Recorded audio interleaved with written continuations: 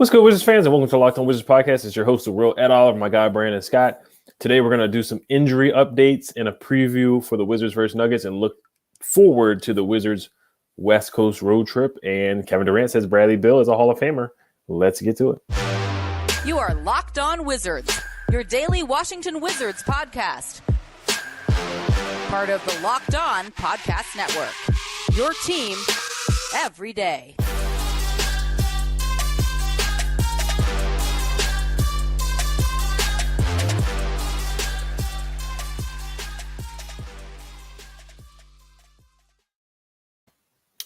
So thank you guys for making Locked On Wizards your first listen every day. We're free and available wherever you get podcasts. All right, so first we're going to hop into the injury updates. Kristaps Porzingis did exit the game last night with back tightness. This is from Josh Robbins per The Athletic. He said Kristaps Porzingis said he spent time the fourth quarter getting treatment for his back tightness and added he's feeling better. He acknowledged that he'll have to be careful to sit with good posture on the long flight tomorrow from Dallas to Denver. So that's good news on Kristaps.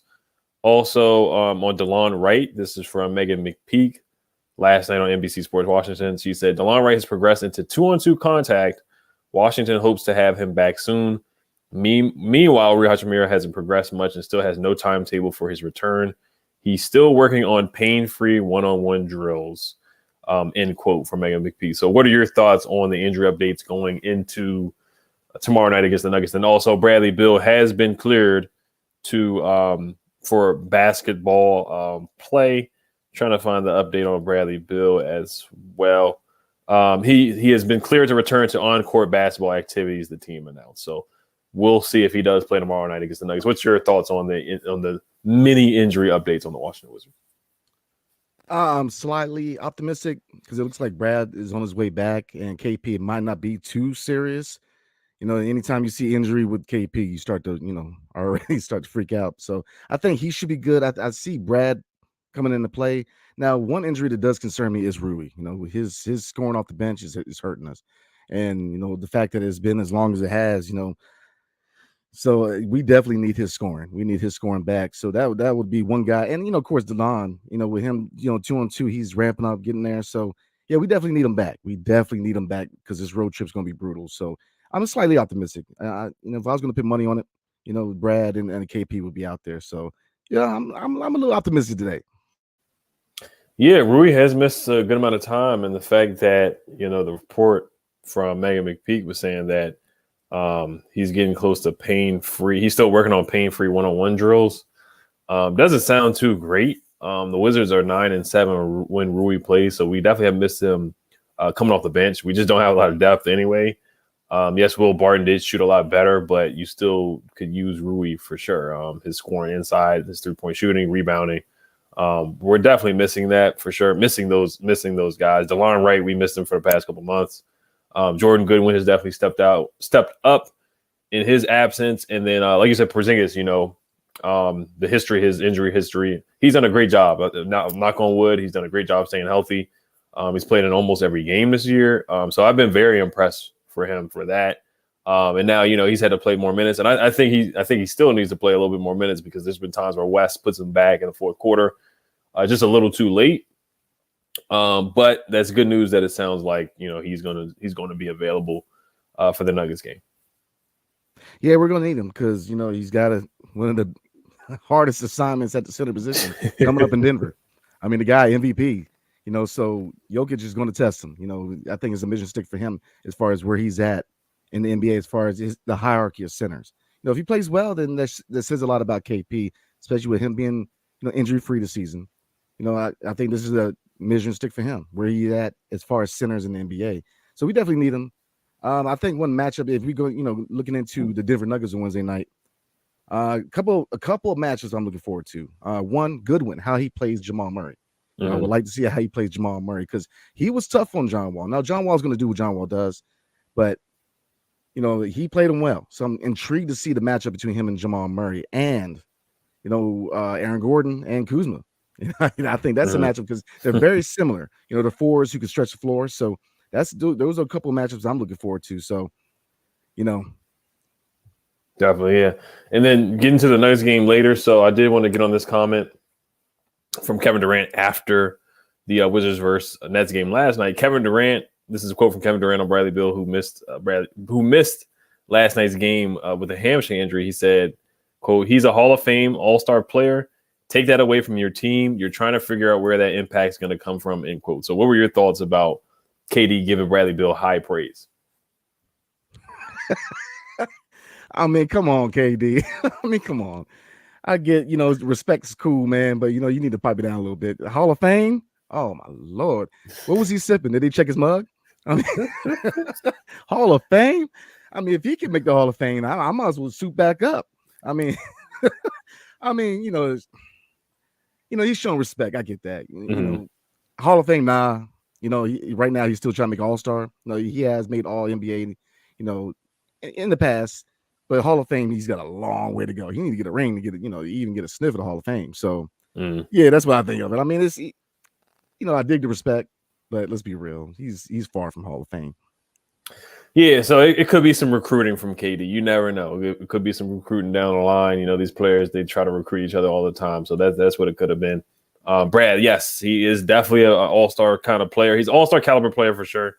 But we definitely need to see more for the Hall of Fame. So I just wanted to talk about that for just a little bit because that was very high praise from KD. So we'll see what happens in the next couple of years if these guys do play together because, of course, we wanted KD to come to DC, but we know how that ended. He just didn't even want to take a meeting with the Wizards. So I won't get into that too much. But we're going to get into a report from Shams Charania, and then we're going to get into the preview and wrap it up today. But before we do get into that, this episode is brought to you by Turo.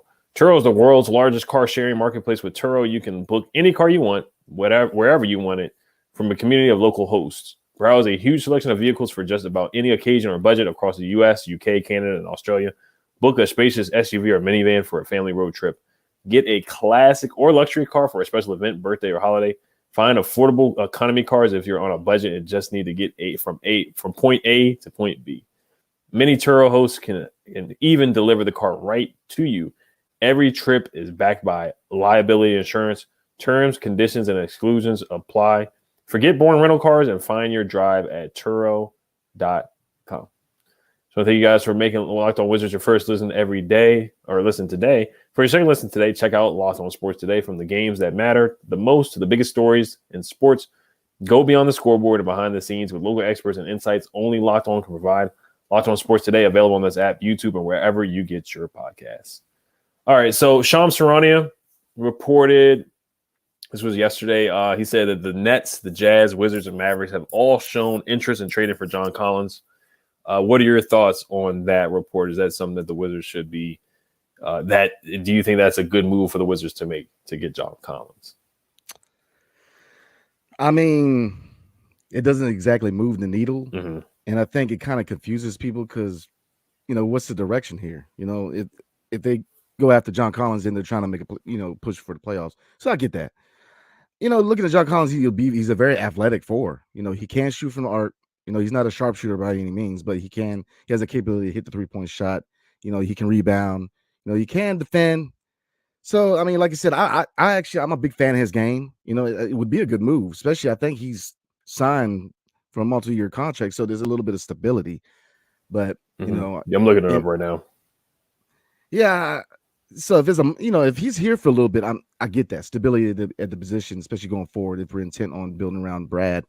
But I mean, it really doesn't really push the needle too much. I don't think it makes us a contender. I don't think it really pushes us up too much in the Eastern Conference. But I mean, I would welcome the move. Yeah, so right now he's on a 5-year, $125 million contract, $25 million per year, and this is what Kyle Kuzma is projected to get, $25 million. So yeah, it's basically a lateral move. And I said before that I think Kuzma honestly has been the better player this past year. Kuzma's playing at an all-star level in stretches. The last 10 games without Brad, he's averaging like 23, 24 points a game. Kuzma, he's taking over games, man. He's been clutch too. So I think Kuzma, honestly, if you could keep him, I think he's the better fit because he's a guy that can put the ball on the floor, can shoot the three. Collins can shoot the 3 too, but he needs, he's a guy that needs a point guard to bring the best out of him. He's had Trae Young his whole career, a lot of pick and roll, a lot of alley-oops, a lot of lobs. I like some of the point guards that we have, like Goodwin and DeLon Wright, but we don't have guys that can really get to the basket a lot and get easy baskets for John Collins. So I get the interest. I know there was interest last year, but it just kind of sounds like the typical Tommy Shepard move to retool instead of rebuild, instead of trading Kuz for, a first round pick and some young guys. It sounds like this probably will be the most likely move that the Wizards make, getting John Collins, and then he could try to sell to the fan base or sell to the team or whoever that they're still trying to compete with Porzingis, Collins, Bradley Beal. That would be their new quote unquote, solid three, or they call it a big three. It would be a different solid three with Collins and Porzingis and then Brad, and then they still got to find a point guard. They still got to find a small forward. So you still have two needs at that position. So I like John Collins. I think he's a good player, but I just think he really needs a point guard that can set him up as well, and that it can really get the best out of him, because a lot of his baskets are assisted baskets. I saw that stat last year, but look at his numbers. He's averaging 12 points a game. He has an ankle injury right now. Kuz is averaging 20 points a game. And Collins is averaging 7 rebounds a game. So honestly, it's really a move where you're not getting much better at all. But we'll see how that shakes out. So, but we're gonna wrap up with the preview for the Nuggets game. We're gonna get a quick word in from Brandon. Yes, sir, we are. Today's episode is brought to you by BetOnline. BetOnline.net is your number one source for sports betting info, stats, news, and analysis. Get the latest odds and trends for every professional amateur league out there, from pro football to college bowl season to basketball and the World Cup. We got it all at BetOnline.net. If you love sports podcasts, you can even find those at BetOnline as well. We're always the fastest and easiest way to get your betting info. Head to the website today or use your mobile device to learn more. BetOnline, where the game starts. So, Denver, Wednesday night, man. the road trip begins. 9 o'clock. So, looking at this potential lineup of Denver, you're looking at Jamal Murray at point, Jokic, the MVP at center, and Aaron Gordon. Now, I know Michael Porter Jr. is hurt, but I think one more player we need to look at is Bones Highland, which is a local cat. Mm-hmm. That's another guy that you got to keep a lookout for. So, out of the lineup for Denver, where should the focal point be? Should it be on Jamal Murray or should it be on Jokic? Definitely Jokic. He's the head of the snake. Now Jamal Murray, he can hurt you too. Now Jamal Murray, I was watching him play the other night. He's still coming back from the injury. Now he had a big shot. I was watching the Blazers game where Damian Lillard hit 9 threes and Jamal Murray, they were going back and forth a little bit. He doesn't look the same athletically, but he's still, shooting the ball well, facilitating. But yeah, I would definitely focus on Jokic. We know this is Wes Unseld Jr. This is his former team. So, he's very close to Nikola Jokic. So, does he have a plan to defend? Nobody really has a legitimate plan to guard him because, he's the MVP. And he's just such a great passer, great scorer, shooter, everything you name it, Jokic is good at it. So, I hope Wes doesn't double team, but if he does, I hope they do it strategically and they do it smartly and they rotate well.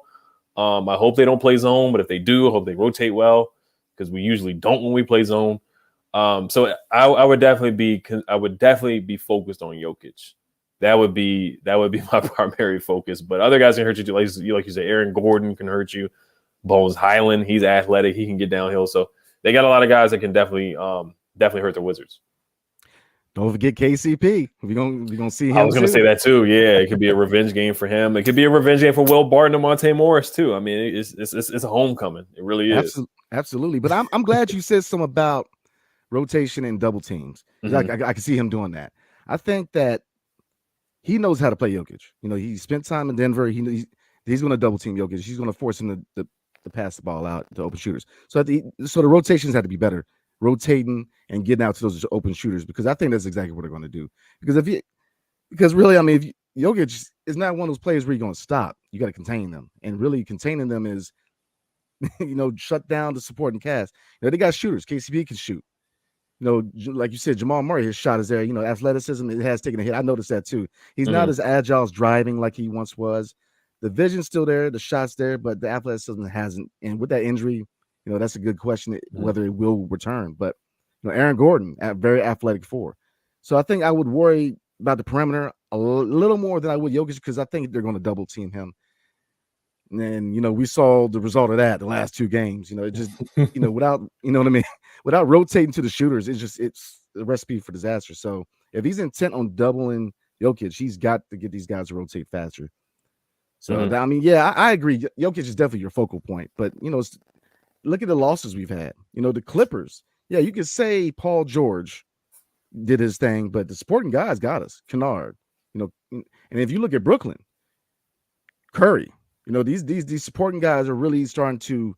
These are the guys who get these pivotal shots on us. It's not the stars. The stars are going to get their money. But if you look at Brooklyn and you look at the Clippers games, the supporting cast are the ones who really cooked us on the perimeter. So that's the direction I will go. Yeah, I'm just looking at the game they just had against the Jazz. They won 115 to 110. Jamal Murray did have a good game. He had 30 points, 13 for 19. Jokic had 31, 11 for 20. Aaron Gordon had 15, 7 for 13.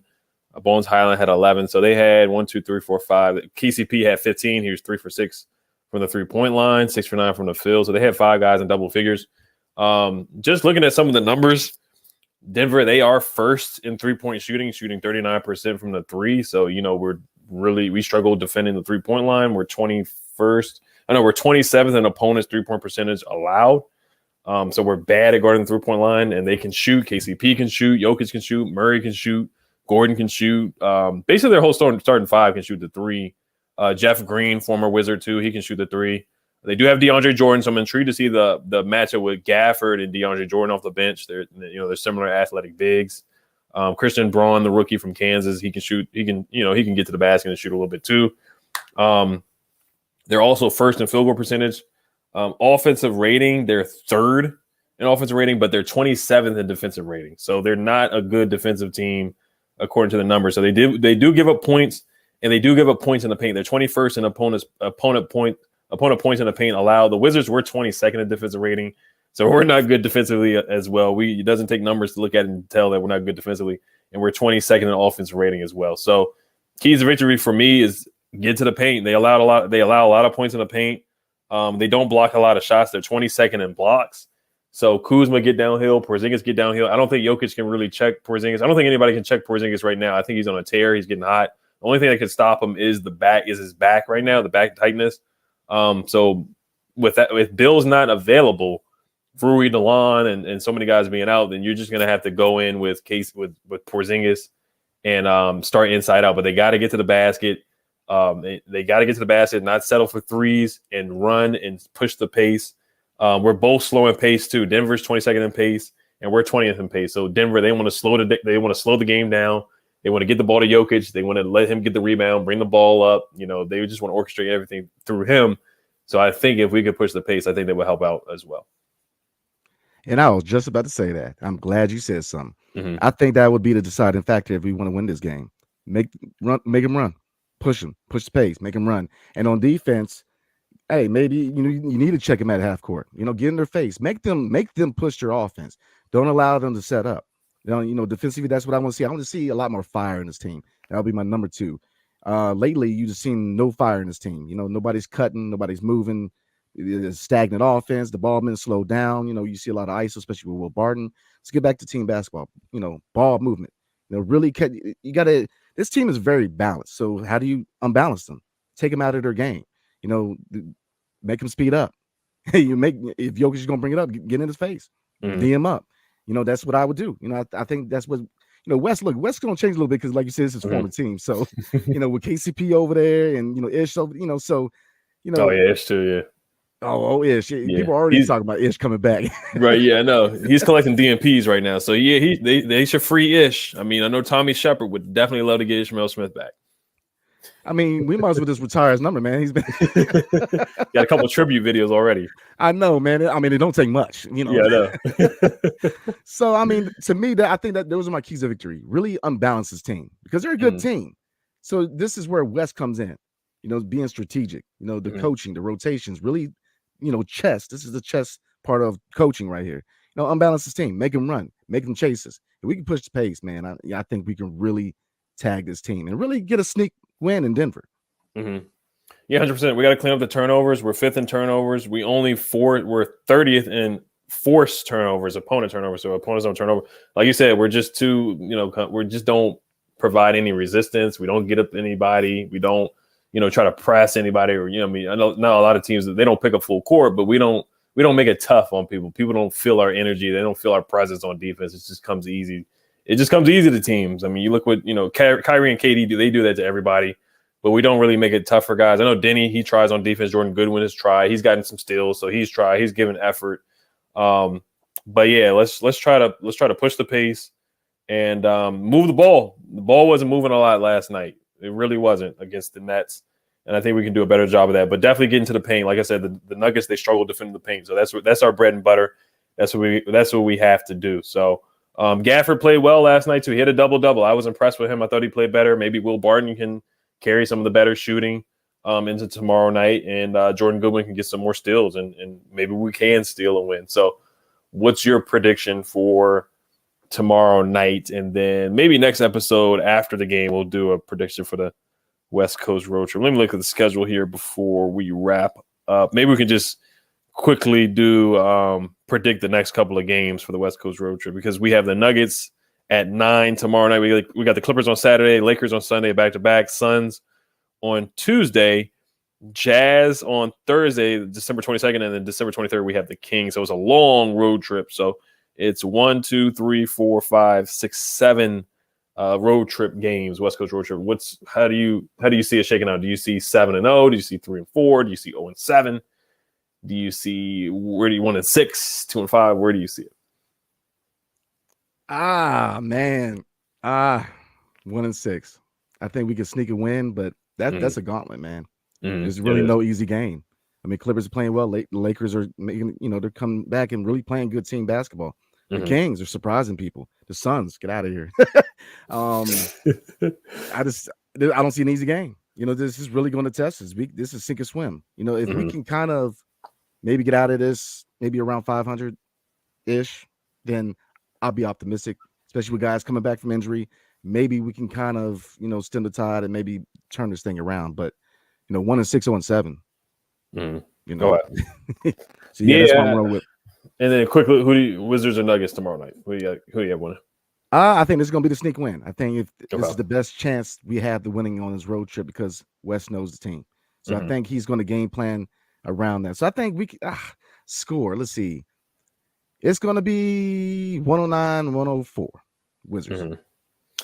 Yeah, and we are the sixth. We have the sixth worst record right now. We can really leapfrog some teams in draft position if they look to. I'm not going to say they tank, because they're just not a good team right now. The Spurs are 9-18. Houston's 8-18. Orlando's 8-20. Charlotte's 7-20. Detroit 7-20-22. We have 11 wins, so we're really not that far away from some of the teams that are fighting for Wembanyama and Scoot Henderson. But I would say I'm gonna say 2-5. I'm gonna say 2-5. I don't know where we get the wins. I have us losing tomorrow night, but I see the Wizards somehow. Actually, I'm sorry. I'm gonna go 1-6 as well. Hey, he's popular, man. Yeah, because it's a gauntlet. It's a gauntlet. But as far as trying to jump over people for draft position, look, Ted, don't fight it, man. Just let it happen. Just let it happen. Right. But yeah, it's a tough one, man. It's going to be tough to really, because these teams are playing really good. The Kings really, really good. So I really don't see. I'm hoping we can get maybe 1 or 2 out of it, but this is a gauntlet, man. So it's going to be tough. Well, we're going to wrap it up here. Just want to thank you guys for listening. Make sure you guys subscribe and hit the notification bell on YouTube, and subscribe wherever you guys get a podcast. Thanks for making Locked On Wizards your first listen today. For your second listen today, check out Locked On Sports Today. From the games that matter the most to the biggest stories in sports, go beyond the scoreboard and behind the scenes with local experts and insights only Locked On can provide. Locked On Sports Today, available on this app, YouTube, or wherever you get your podcast. Hail to the Wizards. Peace.